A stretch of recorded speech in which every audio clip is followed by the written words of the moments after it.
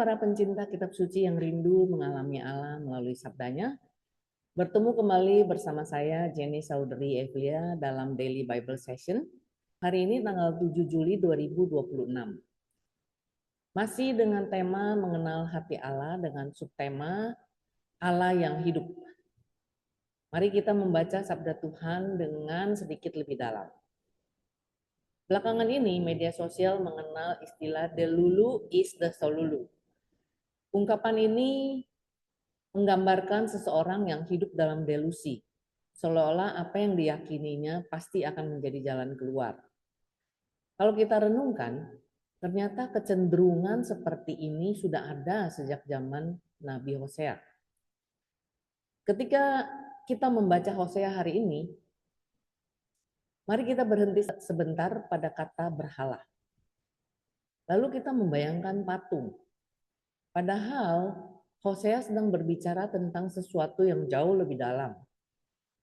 Mengapa Israel membuat berhala? Apakah hanya patung? Rasanya tidak. Mereka sedang mencari sesuatu dalam patung-patung itu.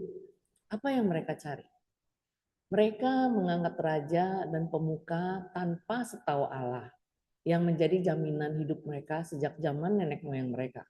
Mereka merasa hidup akan lebih terjamin jika memiliki sesuatu yang dapat mereka lihat, mereka sentuh, dan mereka kendalikan.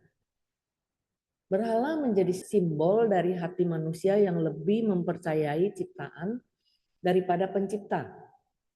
Mazmur 115 lalu memberikan sebuah kontras yang bisa kita renungkan lebih dalam. Berhala mempunyai mata, tetapi tidak melihat, kata pemazmur. Mempunyai telinga, tetapi tidak mendengar. Sebaliknya, Tuhan disebut sebagai pertolongan dan perisai. Mengapa? Karena Allah bukan sekedar objek kepercayaan. Allah adalah pribadi yang hidup, yang melihat, yang mendengar, dan bertindak bagi manusia. Injil juga memperlihatkan bagaimana Allah yang hidup itu hadir dalam diri Yesus. Yesus tidak hanya menyembuhkan orang bisu, tetapi ia melihat banyak orang, lalu tergerak hatinya oleh belas kasihan. Ia melihat mereka seperti domba tanpa gembala.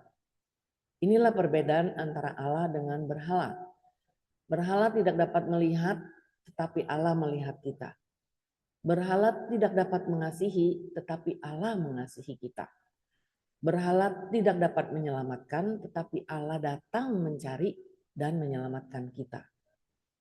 Mungkin hari ini pertanyaan yang perlu kita bawa dalam doa bukanlah apakah aku memiliki berhala, tetapi kalau Hosea hidup di zaman sekarang, menurutmu berhala apa yang ingin Allah sampaikan dari kecaman terhadap berhala itu?